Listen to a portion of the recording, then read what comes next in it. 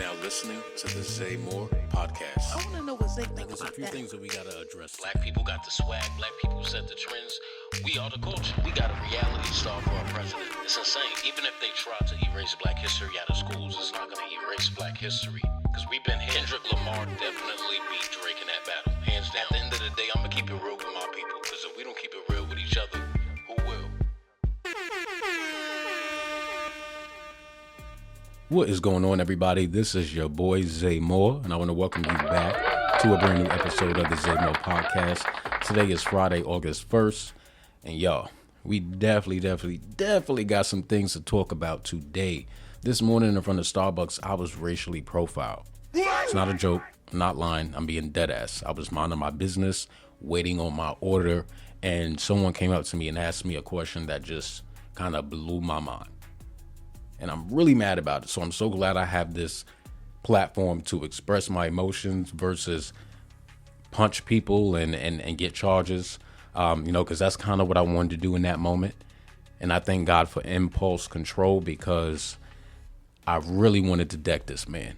But we're going to dive into that. But I got some news for y'all, too, some trending topics. Shannon Sharpe has been hit with another lawsuit. I told y'all the year 2025 was the year of the lawsuit. He just settled one, and another one just came knocking at his door. I know he's just like, damn, I can't get a break. We're going to discuss that new lawsuit, and we're also going to get into Diddy's chances on bail. They're looking kind of slim thanks to these new arguments that were presented by the prosecution. So we're going to dive into all of that, and then we are going to have a fun conversation about my experience this morning. So I hope y'all are ready. Let me get a clap. All right. So let's go with the first trending story, which is the new Shannon Sharpe lawsuit. Can't catch a break. Poor Shannon. On August 1st, 2025, Shannon Sharpe was hit with a new $20 million defamation lawsuit filed by Jamalita Tillman, who appeared with Usher at a concert in April. Tillman alleges Sharpe and co-host Chad Ochocinco Johnson, along with their podcast production company, Shay Shay Media, knowingly spread false claims about her marital status, specifically that she was married and her husband had filed for divorce, causing reputational and emotional harm. Court filings quote her saying, "I am not married, nor am I currently going through a divorce." Sharpe's attorney, Michael Marino, noted he and Tillman's lawyer, Tony Busby, the same attorney from the prior sexual assault suit, funny, right? They share mutual respect, which helped resolve the earlier case. Meanwhile, Sharpe's podcast Club Shay Shay and Nightcap, they do remain active on the volume, although a previously reported $100 million deal appears to have collapsed amid the legal turmoil. Chad Johnson has shown ambition to step into Sharpe's ESPN role. He recently hinted on First Take that he'd like to start in September, teasing a potential successor move. I mean, I don't know how that's going to happen. Like, ESPN is linked to Disney. That's one thing that they need to realize. And they just, Shannon, although Chad is not a part of Shay Shay, he is a part of First Take, right? So now this is not just Shannon being sued. This is you and the whole production. I don't think ESPN is going to want to mess with you either, bro. So you need to pump your brakes on that dream. But I want to play the audio of Tillman at the concert with Usher. Y'all got to look it up if you haven't seen it. She was ready to give it all. It looked like she was Splish Splash Waterfall. She was like right there. Like she was ready, hot and heavy. You feel me? Hot Pocket was hot and toasty. Y'all got to see the video. But I'm going to play the little clip so y'all can get a little inside of her interaction with Usher, and then I'll come back.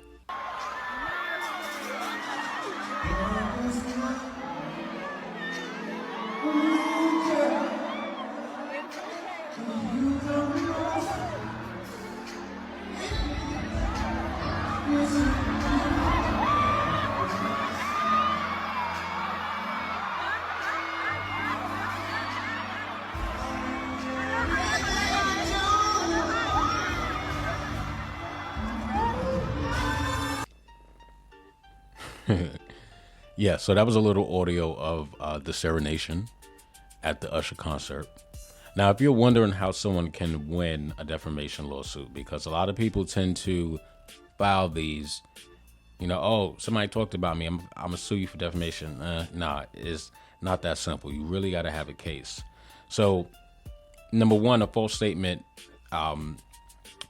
would have been made, right? If you're filing this type of case, the statement must be false and presented as a fact, not an opinion. When I was doing my research for this topic, I was trying to find the episode of First Take where they discussed it, because in this situation, it's all about context. It's all how the conversation was going. It's all how the statement was made. Were they like, oh, yeah, she probably got a husband at home, and she just out here all willy nilly getting crazy for Usher? Or did they say she's married and she got a husband at home and she's it's all in context, as I did say. So I was really trying to find it. Unfortunately, I could not. I'm gonna keep looking and we'll follow it. So I'll definitely let y'all know once I come across that. But number two is the statement was published to a third party, right? So within the lawsuit, that action would have had to be done. And of course, the examples of that would be things like social media and a podcast interview. She's got that one in the bag. Straight shooter, 3 points. And she has to prove that it caused harm. The false statement must have damaged the person's reputation, caused loss of income, emotional distress, or social scrutiny. So what we want to do is, first, let's learn a little bit about Tillman. Who is she? Well, Jamalita Tillman serves as the Global Director of Programs and Operations at the Harold Washington Cultural Center, where she also acts as an executive producer for Broadway in Bronzeville, an acclaimed initiative spotlighting Black theater and emerging talent. Yeah, so being in Broadway, I can see why she would want to protect her reputation. And she got about an 80% solid case, if you ask me, right? I wish I could find the audio of their conversation, because that really is also going to help her case. But what might cause someone to lose the case would be if the statement is true, right? The truth is an absolute defense. The statement is clearly an opinion. The plaintiff can't prove damages, or the plaintiff is a public figure and can't prove actual malice. So an example would be like, let's say a blogger falsely claimed a restaurant owner is laundering money. If the owner can prove the claim is false, the blog post was read by the public, the statement harmed their business and reputation, or the blogger didn't verify their claim or made it to be nasty, then the owner could win. So Shannon Sharpe really needs to take a look at this whole situation. And, I hope, of course, he has the footage. You want to listen to that episode and listen to the context of that conversation, because that's really going to figure out that's going to help him figure out whether he's going to win or lose this. But when we talk about accountability, and Charlamagne had a really good conversation on the Breakfast Club a few days ago, everyone was saying, no, it's a shakedown. It's a shakedown. You can't give people nothing to shake. You can't be shaken down if you don't give them nothing to shake down. That's basically what he was saying. And this is a test to accountability, right? Making better choices. And this goes for everybody, not just in the celebrity world, but in the real world, right?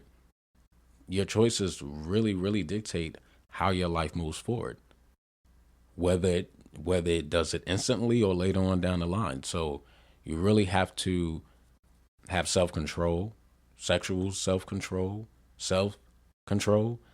and think about the future, because, man, have these two lawsuits back to back, 5 from ESPN, I'll be going through it. And of course, he's going to put on that face, that strong face, but man, woman, it doesn't matter. I'm pretty sure this is weighing heavy on him right now. So I do hope the best for, Sharpe. I'm not one of these people who enjoy watching him go through this, or watching anyone, any of our Black great athletes, media people, whoever, go through things like this. But we do have to spotlight accountability and how important that is. And when you have all the money in the world, that, that still doesn't erase the fact that you just have to move right, period. So, I hope he can get it together. I wish him well in this case, and we will be following this, and I will give y'all updates. Moving on, y'all. We're going to go to the new trial motion and overturn request by Diddy and his legal team. On July 31st, 2025, Combs' legal team filed a formal motion requesting that the court either overturn his conviction or grant him a new trial, citing improper application of the Mann Act. They argue there was no commercial intent or coercion involved. The statute was misused to criminalize consensual, swinger lifestyle. Certain inflammatory evidence used in more serious acquitted charges. The jury in the Mann Act counts there was prejudice there. Now, so far as the bail and the ongoing appeals, we have that going on. Combs has repeatedly requested bail while awaiting his October 3rd, 2025 sentencing. The latest request, his fifth, by the way, includes a $50 million bond with terms to reside in Miami and restricted travel. His defense team emphasizes that he was acquitted of the most serious charges, those being sex trafficking and racketeering, positioning him as no more than a John or swinger, not a trafficker or organizer. However, Judge Arun Submarinian has denied that bail. I know I murdered that name. These names, y'all, I gotta, and don't think I don't go over these names before I come to y'all with the news. I'll be trying with these names. But the judge denied the bail, most recently after conviction, citing Combs' history of domestic violence, alleged attempts to tamper with witnesses, including from jail. Remember, he was calling people while he was locked up.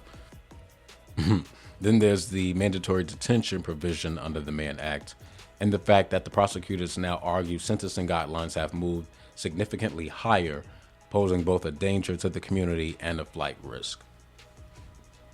And as of now, it's really in the court's hands. The court is who must decide whether to grant the new trial or overturn the conviction.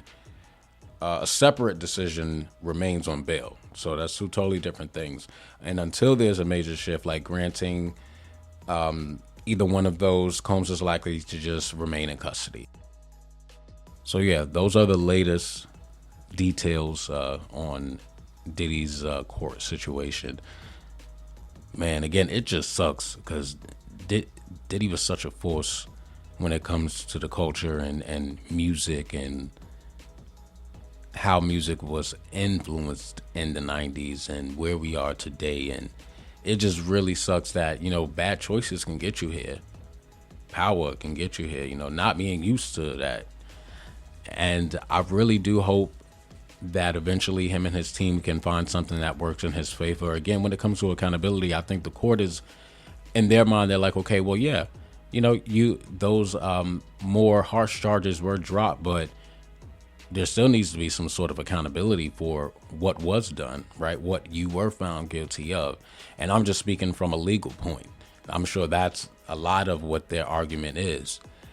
Like, do we just let you go because, oh yeah, well, this whole case was just, for the media and you guys have fun with it. Okay. And there were multiple charges here, and we did find you guilty with some and not guilty with others. So that's what the point of the sentencing is for. So yeah, that is scheduled again for October 3rd, and we'll follow it.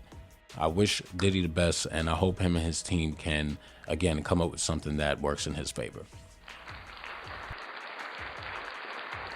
All right, y'all. So I promised you a story. I was trying to get through all of that as fast as I could, because this story, I gotta vent to y'all. So this morning, I'm in front of Starbucks. Every morning before I start my day, I take a walk. The Starbucks is literally like right down the road. So I walk to the Starbucks, I get my coffee. I'm standing in front of Starbucks and I'm waiting on my order. I place my order on my phone so that when I get there, I just pick it up.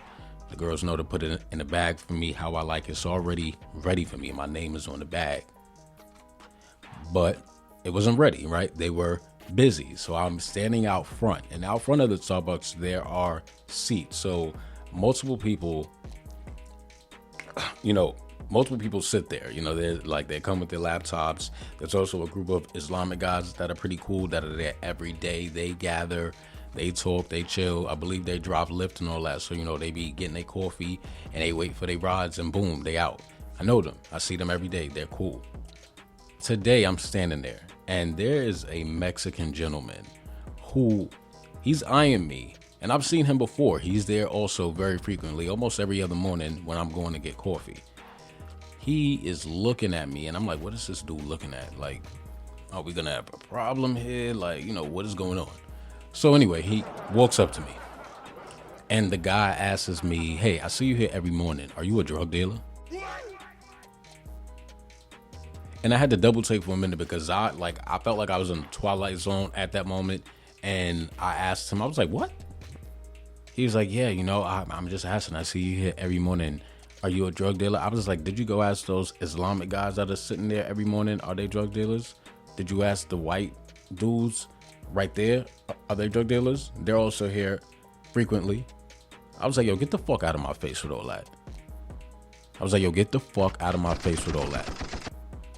And immediately, I just was upset. You feel me? I have a good impulse control. Again, not something that comes overnight, but I have good impulse control. So I do think about how actions can cause reactions. You feel me? And in that moment, I was like, yo, if I deck this man, if I punch him, we gonna be fighting. I come to this Starbucks every morning. I'm acquainted with the girls who make my drink. Here and now wasn't the time. But I immediately just felt like this rush of rage go through me. Like, I'm just like, what? I just could just imagine what other young black men and boys go through just standing minding their business. I'm just standing there in front of the Starbucks. You feel me? And the area that I go to get my coffee in is not in a ghetto area. It's a very working class area. There's a bunch of businesses. It's not a place where you would go to get a hit or a bag of gas. I'm not going there for that. I'm going to get my coffee. And I immediately, once he walked away, the rage just kind of went up like 20 notches because it was like, I can't believe this dude asked me that. Like, was it because I had on a Nike jumpsuit and Gucci frames? Clock it. Shot. like what? And not that it this makes it any. It was a Mexican man at that. Given the state of everything, I like when I see clips of people being taken away from their kids and taken away from their businesses I felt bad. That shit it was like I immediately just was upset with every Mexican. And this is just me being transparent with y'all, right? In that moment. I know every Mexican isn't him, right? But I felt a way. I felt a way because given everything that's going on in the world politically right now, I don't know. Like, I was flabbergasted.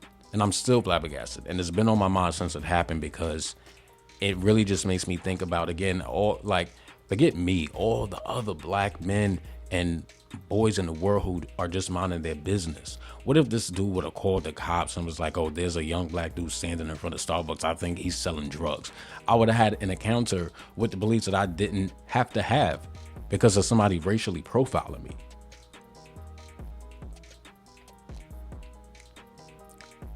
It kind of pissed me off, and I'm still pissed off.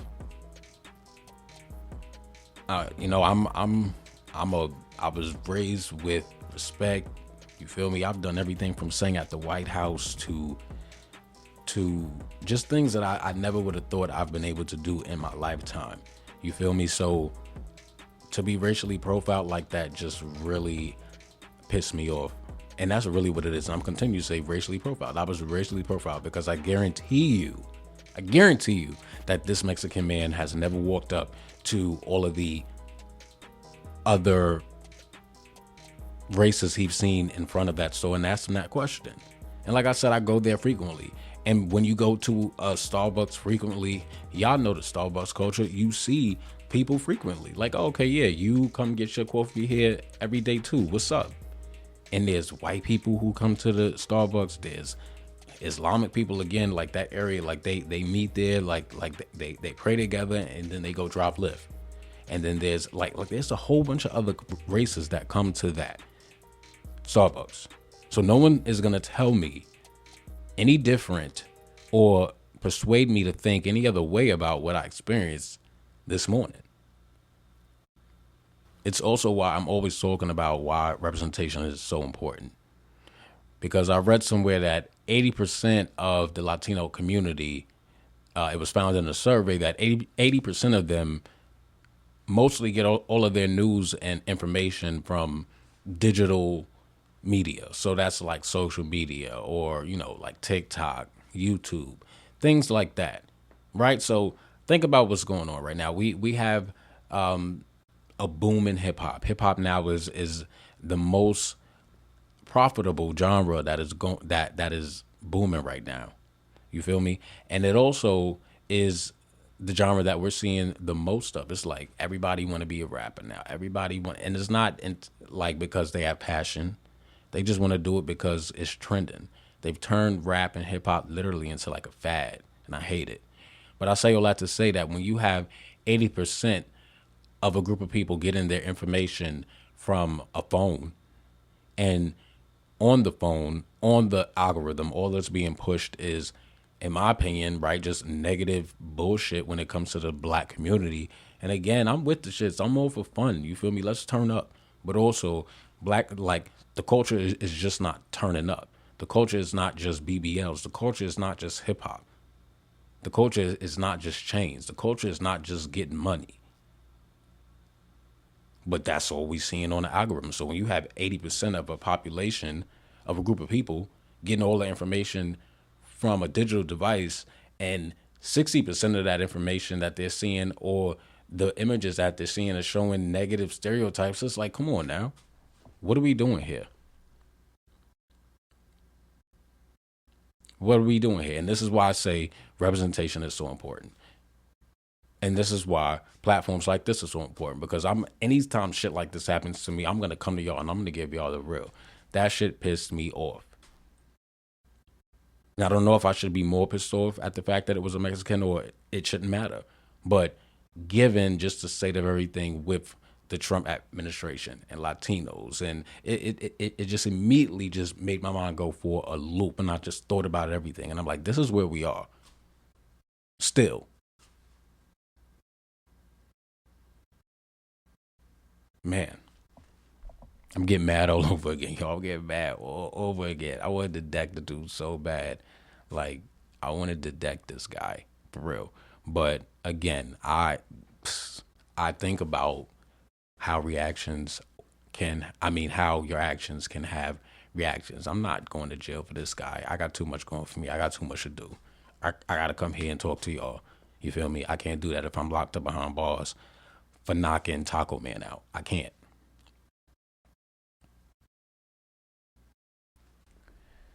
Whew, let me calm down. Where's my drink? Hold on. Let me sip my I got some champagne right here, y'all. Hold on. Yeah. And the funny thing is, I'm gonna see this guy again too, because I go to this Starbucks again, right? Almost every other day, if not every day. And he is there. I've seen him before. You feel me? But I'm not. I don't pay nobody attention when I'm at Starbucks. Like, I'll be on the go. I'll be on a time schedule in the morning.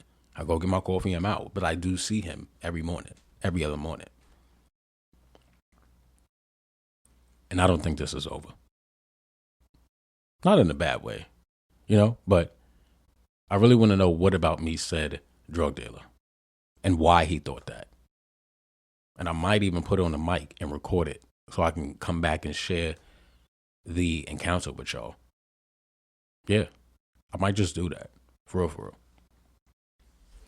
But anyway, y'all, that was my situation.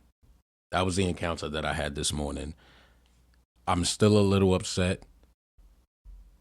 And the anger that I have is not personal. You feel me? It's universal. I just think about all the other situations and future situations where, like black men will just be minding their business and things like this will happen. Again, what if this dude would have called the cops? I just can't stop thinking about stuff like that. I was like, oh, there's a man here selling drugs. Like, dude, what? I'm here every morning. Are you serious? Man. Be a part of the solution, y'all, not the problem. And that goes for everybody. I don't care what race you are. Black, white, Puerto Rican, Indian, Mexican, Haitian, whatever. be a part of the solution, not the problem, because that encounter could have really went left. If I didn't have the impulse control that I have today, and it was old Zay that he approached saying some shit like that, I promise you, whew, let me calm down. Because I'm telling you, I'm telling you, I was just so mad the minute he walked away from me. It's like what I should have did, I wanted to do, but I couldn't because I got common sense. Like, I wish I didn't have common sense. I wish I was the thug that America wants us to be, y'all. I wish, I'm telling you. But I'm not. And I don't plan on letting anyone push me to be. You feel me? I don't. I really don't. So I'm going to try to laugh to keep from crying, you feel me? Throughout the day, I'm going to find some way to probably turn this into a joke. So I'll come back to y'all. And hopefully I will have a lighter tone when I bring this up the next time. I don't want to have to bring it up the next time. And I hope I don't have another encounter like this. And I hope no one has to go through anything like this. No one should be racially profiled or stereotyped. It's just not cool. And we ain't with it over here at the Zay Moore Podcast. We ain't with that. But that was it, y'all. We have come to the end of the episode. I want to thank you so much for tuning in to the Zay Moore Podcast. Y'all know I appreciate it all the time, every time. I want to remind you to follow me at the Zay Files on Instagram, at the Zay Moore Podcast on Instagram. Make sure you're staying up to date on all the latest when it comes to the podcast. I am going to try to get out to New York for the Diddy trial. So I'll keep y'all up to date if I can make it out there. We will definitely be heavy on that if we are out there. If not, we'll still cover it from afar because that's what we do. I just want to remind everyone out there to spread love, spread positivity. You feel me? Let's not be out here racially profiling people. Not cool. And yeah, that's it. I just want to thank y'all again for listening to the podcast. Have such a great day. And until next time, peace.